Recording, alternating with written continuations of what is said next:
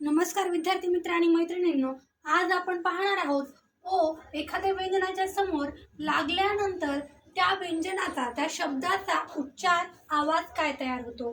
पहा, बीचा आवाज आहे ब आणि बच्या समोर जेव्हा मी ओ हे अक्षर लावलं, ओचा अक्षर आवाज काय आहे अ। बच्या समोर अ चा आवाज लावला तर शब्द काय तयार होतो बी ओ ब।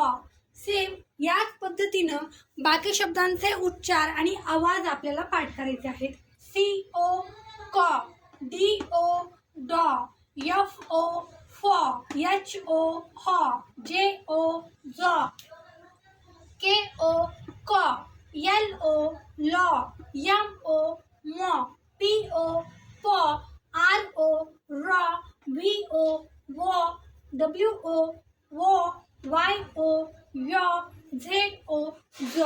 ठीक आहे, या शब्दाचे उच्चार सर्वांनी पाठ करायचे।